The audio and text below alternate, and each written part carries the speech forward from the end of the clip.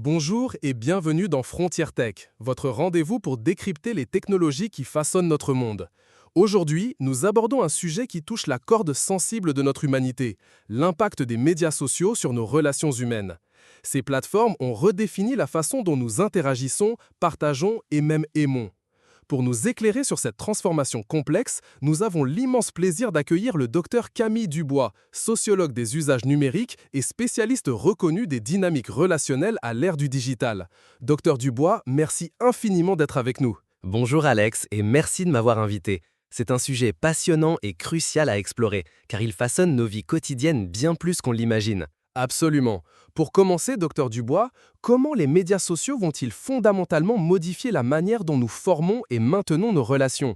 Est-ce une révolution positive ou contient-elle des pièges insoupçonnés? C'est une question aux multiples facettes. D'une part, ils ont permis une connectivité sans précédent. Nous pouvons rester en contact avec des amis et de la famille à travers le monde, retrouver des personnes perdues de vue ou même créer de nouvelles amitiés basées sur des intérêts communs, transcendant les barrières géographiques. C'est un avantage indéniable pour la maintenance des liens faibles, ceux que l'on ne verrait pas au quotidien. D'autre part, la nature de ces interactions a changé. Elles sont souvent plus médiatisées, plus performatives, où chacun met en scène une version idéalisée de sa vie, ce qui peut entraîner des comparaisons sociales négatives et une superficialité dans les échanges. Vous parlez de performative. Est-ce que cela signifie que nous nous sentons obligés de présenter une image parfaite de nous-mêmes, ce qui, paradoxalement, pourrait nuire à l'authenticité de nos relations? Exactement. Il y a une pression implicite et parfois explicite à paraître heureux, réussir, voyager. C'est ce que l'on appelle la curation de soi. On sélectionne nos meilleures photos, nos moments les plus joyeux. Le problème, c'est que lorsque tout le monde fait cela, on se retrouve face à un mur de perfection qui n'est pas la réalité. Cela peut générer de l'anxiété, de la jalousie et un sentiment d'infériorité. Pour les jeunes en particulier, cela peut éroder l'estime de soi et rendre plus difficile l'acceptation de ses propres vulnérabilités, pourtant essentielles à la construction de relations profondes et authentiques. C'est très éclairant. Mais alors, quelles sont les véritables opportunités, les aspects positifs que les médias sociaux nous offrent pour cultiver des liens, au-delà de la simple maintenance? Je pense aux communautés, aux groupes de soutien. Oui, il y a des opportunités fantastiques. Les médias sociaux sont de puissants outils pour trouver des tribus, des communautés de niche. Si vous avez un intérêt rare, une maladie chronique, une passion spécifique, vous pouvez trouver des groupes de soutien où les membres se comprennent, partagent des expériences et offrent un soutien émotionnel qu'ils ne trouveraient pas toujours dans leur entourage physique. Cela crée des liens très forts, parfois plus intimes que les relations géographiques. De plus, pour les personnes isolées socialement, les médias sociaux peuvent être une porte d'entrée vers l'interaction et la reconnaissance, un premier pas vers des connexions plus réelles. C'est une perspective très positive, surtout pour ceux qui se sentent marginalisés. Cependant, il y a aussi le revers de la médaille. On parle beaucoup de FOMO, de solitude numérique, malgré une hyperconnectivité. Comment expliquez-vous ce paradoxe? Le FOMO, ou Fear of Missing Out, est la peur de rater quelque chose. C'est le sentiment d'anxiété qui naît quand on voit ses amis s'amuser sans soi sur les réseaux. On est constamment exposé à ce que font les autres, ce qui peut générer un sentiment d'exclusion et d'insuffisance. Quant à la solitude numérique, c'est un paradoxe poignant. Nous avons des centaines, voire des milliers d'amis virtuels, mais cela ne se traduit pas toujours par un soutien émotionnel réel. Les interactions sont souvent superficielles, basées sur des likes ou des commentaires rapides. Le cerveau humain a besoin d'interactions profondes, de contacts visuels, de discussions sincères, d'empathie. Les médias sociaux peuvent nous donner l'illusion d'être connectés, mais ne remplacent pas la qualité des relations en face à face. On peut se sentir seul au milieu d'une foule virtuelle. Cela nous amène à la question de l'équilibre. Comment pouvons-nous, en tant qu'utilisateurs, naviguer sainement dans cet environnement numérique pour maximiser les avantages et minimiser les inconvénients? Avez-vous des conseils pratiques pour nos auditeurs? Absolument. Premièrement, la prise de conscience est clé. Réfléchissez à l'intention derrière votre connexion. Est-ce pour vous informer, vous divertir ou vous connecter réellement? Deuxièmement, pratiquez la détox numérique régulière. Fixez-vous des plages horaires sans écran, notamment avant de dormir et au réveil. Troisièmement, privilégiez la qualité à la quantité. Mieux vaut avoir un petit cercle d'amis proches avec qui vous interagissez réellement que des centaines de contacts superficiels. Quatrièmement, ne comparez pas votre quotidien à la version éditée de la vie des autres. Ce n'est pas la réalité.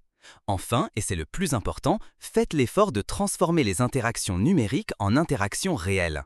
Si vous avez une discussion intéressante en ligne, proposez de vous rencontrer pour un café. C'est là que les liens profonds se forgent. C'est un excellent conseil, docteur Dubois. Transformer le virtuel en réel. Parlons maintenant des différentes générations. Voyez-vous des différences significatives dans la manière dont les jeunes, les adultes et les seniors utilisent les médias sociaux pour leurs relations et dans les impacts que cela a sur eux? Oui, les usages et les impacts varient considérablement. Pour les natifs numériques, les jeunes, les médias sociaux sont intrinsèquement liés à leur socialisation et à la construction de leur identité.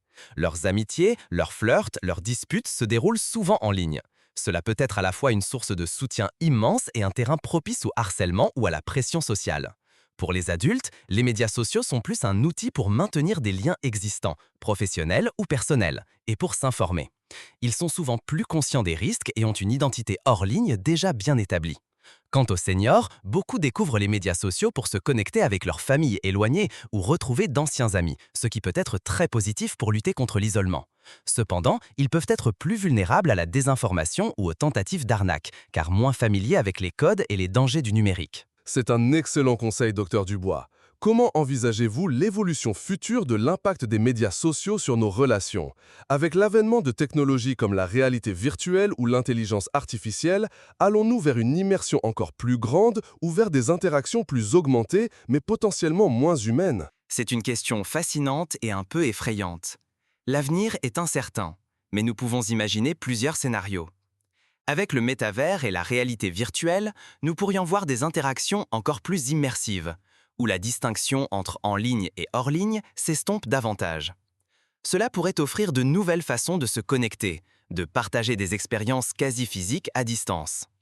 Mais cela pose aussi la question de la désincarnation progressive de nos relations.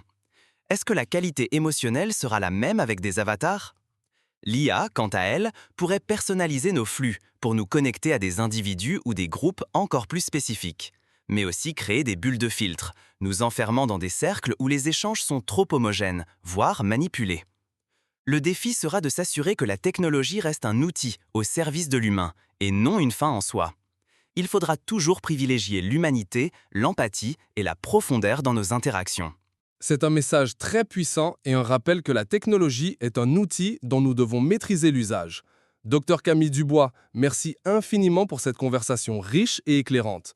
Vos analyses nous aident à mieux comprendre les défis et les opportunités des médias sociaux sur nos relations et surtout à prendre des mesures pour un usage plus conscient et bénéfique. Merci à vous Alex pour cette discussion essentielle. J'espère que cela aidera vos auditeurs à cultiver des relations plus riches et plus authentiques, en ligne comme hors ligne. Un grand merci, Dr Dubois. Et merci à vous, chers auditeurs, d'avoir été avec nous sur Frontières Tech. Nous espérons que cette émission vous donnera des pistes de réflexion pour mieux naviguer dans ce monde connecté. Retrouvez-nous la semaine prochaine pour un nouveau sujet passionnant sur les technologies qui façonnent notre avenir. À très bientôt!